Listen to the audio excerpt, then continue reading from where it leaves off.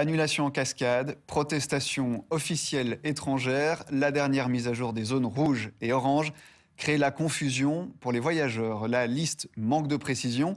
Par exemple, elle mentionne le Nord-Pas-de-Calais, une région française qui n'existe plus depuis 4 ans.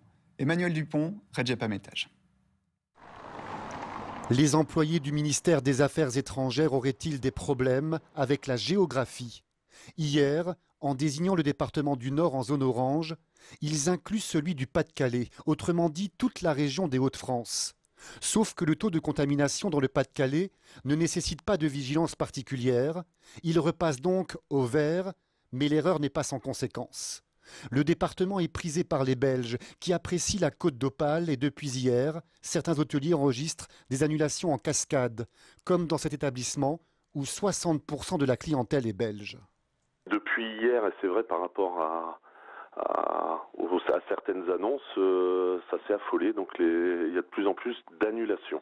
Cette erreur d'information, elle peut avoir des conséquences qui peuvent être assez importantes et dramatiques. Il y a eu peut-être un raté du côté de la Belgique.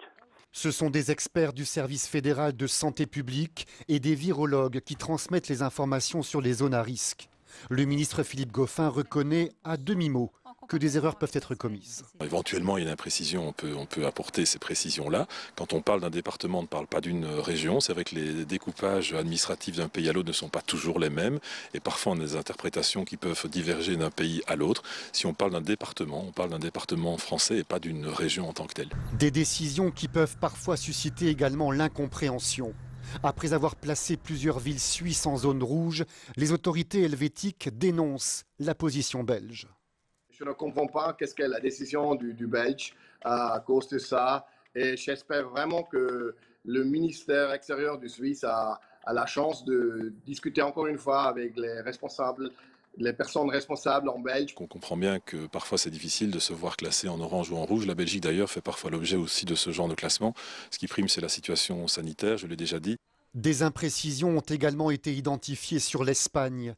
Des provinces auraient été classées orange alors qu'il s'agit de villes. Décidément, les experts belges chargés de répertorier les zones géographiques dans certains pays européens ont peut-être encore un peu de travail devant eux.